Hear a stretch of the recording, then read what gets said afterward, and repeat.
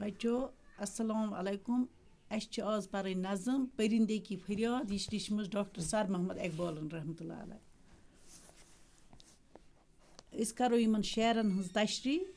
گۄڈنیُک شعر چھِ آتا ہے یاد مجھ کو گزرا ہوا زمانہ وہ باغ کی بہاریں وہ سب کا چہچہانا. أسۍ کَرو تشریح یِتھ کٔنۍ پرندہ کہتا ہے مجھ کو گزرا ہوا زمانہ یاد آتا ہے اور وہ باغ کی بہاریں اور سب پرندوں کا چہچہانا یاد آتا ہے. آزادیاں کہاں وہ اب اپنے گھونسلے کی اپنی خوشی سے آنا اپنی خوشی سے جانا.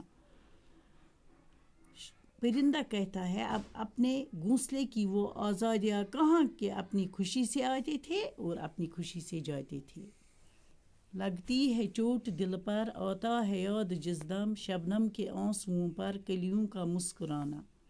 جس وقت شبنم کے قطروں کا کلیوں کا پٹ جانا اور کلیوں کا مسکرانا یاد آتا ہے تو میرے دل پر چوٹ لگتی ہے یعنی دکھی ہو جاتا ہوں. وہ پیاری پیاری صورت وہ کامنی سی مورت آباد جس کے دم سے تھا میرا آشیانہ. مجھے اپنے آشیانے کی وہ پیاری پیاری شکل جس کی وجہ سے میرا گھونسلہ آباد تھا یاد آنے پر دکھ ہو رہا ہے. آتی نہیں صدائے اس کی میری قفس میں ہوتی میری رہائی اے کاش میرے بس میں. پرندہ کہتا ہے مجھے اپنے ساتھی کی وہ آوازیں اس پنجرے تک نہیں آتی. اے کاش میری آزادی کی طاقت خود مجھ میں ہوتی تو میں اڑ کر اس کے پاس پہنچ پاتا. کیا بد نصیب ہوں میں گھر کو ترس رہا ہوں ساتھی تو ہیں وطن میں قید میں پڑا ہوں. پرندہ فریاد کرتا ہے کہ میں سب سے زیادہ بد نصیب ہوں کہ میں اپنے گھر سے دور پڑا ہوں. میرے کبھی کے ساتھی آرام سے اپنے وطن میں ہیں اور میں تنہا اس پنجرے میں بند پڑا ہوں. آئی بہار کلیاں پھولوں کو ہنس رہی ہیں میں اس اندھیرے گھر میں قسمت کو رو رہا ہوں. پرندہ کہتا ہے کہ اب بہار آئی کلیاں پھولوں کی طرف دیکھ کر خوشی سے ہنس رہی ہیں اور میں اس اندھیرے پنجرے میں اپنی تقدیر کو رو رہا ہوں.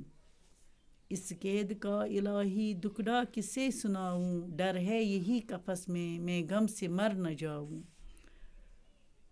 پرندہ اللہ سے دعا کرتا ہے کہتا ہے اللہ اب میں اس پنجرے کی دکھ بھری داستان کس سے سناؤں.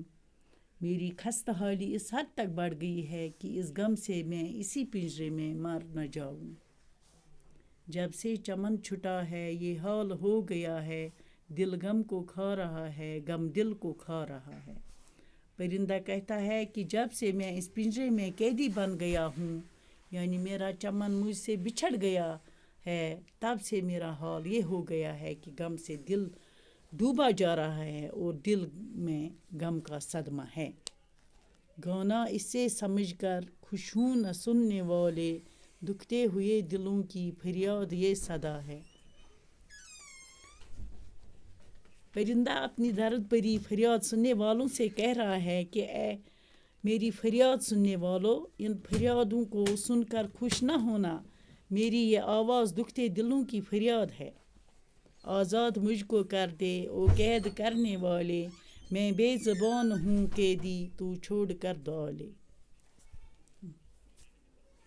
آخر پرندہ اپنی شکاری سے مخاطب ہو کر یعنی قید کرنے والے سے مخاطب ہو کر التجا کر رہا ہے کہ اے مجھے قید کرنے والے میں بے زبان ہوں میں اپنی مصیبت کا دکھڑا بیان نہیں کر سکتا ہوں میں ایک بے زبان قیدی ہوں. مجھ پر رحم کھا اور مجھے آزاد کر میں تجھے دعائیں دوں گا.